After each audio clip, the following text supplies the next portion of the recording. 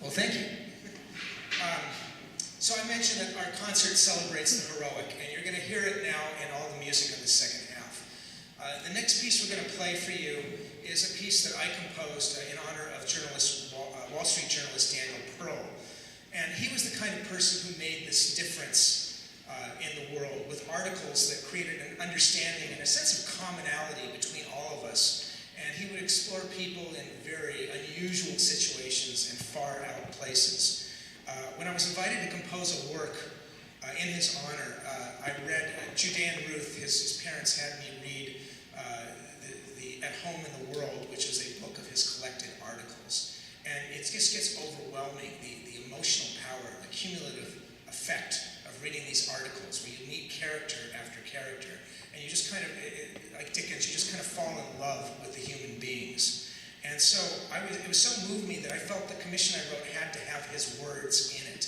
And so I composed stories from My Favorite Planet, which has actually six articles of his and 7 pieces. And so what you're going to hear is 2 pieces from that. The first is a bittersweet story. It's the story of 2 lifelong friends, one Serbian, the other Albanian. And their friendship comes completely apart because of the horrible civil war in Kosovo. And again, Danny writes the article in a way that's just so touching. And the piece after that you'll hear is I call it Tears of Kosovo. And then the second piece is a very humorous piece. It's an article that actually took place here in Los Angeles. And it begins with a violinist's worst nightmare, leaving their violin on the roof of a car and driving off. And it's even worse because this violin was a Stradivarius. And so the instrument turns up much later, but the new owner won't give it back to the rightful owner because she says it's the only instrument that lets her play in tune. so this became the Wall Street Journal's most popular article, and it was written by Daniel Pearl. I set it as a tango, and in between the tango, you'll hear little passages where the orchestra and the soloist play in scales, hopefully in tune.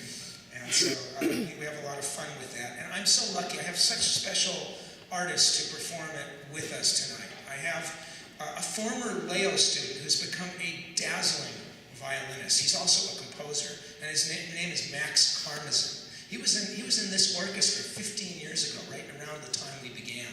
And so it's so exciting to reconnect with him now.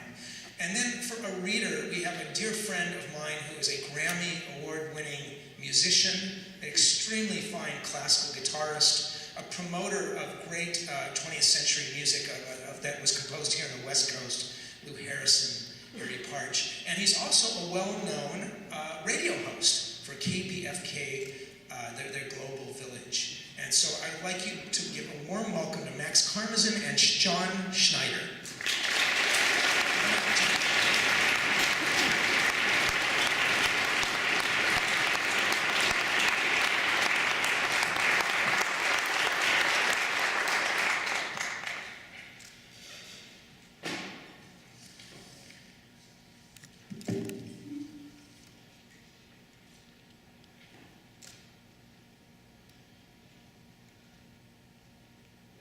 Journal, December 2nd, 1999.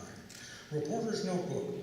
Search for mercy ends in tears on a quiet Kosovo street. Kosovo, Yugoslavia.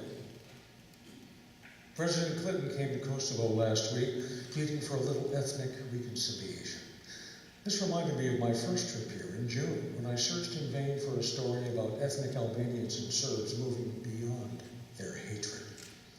In my search for a pocket of ethnic harmony, I tried the new soccer team. No Serbs. Oh, once mixed jazz band? No gigs. Even a mental hospital. There, ethnic Albanian nurses told me the Serb staff had fled, told the patients to leave too, and taken the telephones. Only one encounter seemed to offer any hope for Serbs and Albanians living together. It took place on a quiet residential street. And last week, on a return trip to Kosovo, I decided to see if the story had a happy ending. In the third house on the right lived Rade Volic, a 70-year-old ex-railroad worker. Rade is a Serb. Next door lived Hamid Fazlou, 68 years old, a retired mill worker and ethnic Albanian. He and Mr. Voller's neighbors for 30 years, worked to stay friends, even as an Albanian guerrilla war for independence and a Serbian ethnic cleansing campaign began. On March 27th, soon after the NATO bombing began, Serb vigilantes shot up Hamid's house while he cowered on the living room couch. Rade said he persuaded the vandals not to burn his house. Hamid spent the night at Rade's house, then left for Kosovo. In their tiny home, Rade and his wife showed me a letter their neighbor had written while taking shelter with him. What will happen? Nobody knows, but let this be proof that Rade is a good man and his wife, and I'm very thankful, it read. Still, Rade and his wife weren't sure they would stay. All around, neighbors were pooling their money to rent trucks to move to Serbia proper. That was 4 months ago. There are a few mixed neighborhoods left. I visited Hamid first. He now had furniture, a television, new cabinets. He had said he made the rounds of the neighbors at first, telling how Rade had helped him, but lately he was asking Rade not to speak to him on the street.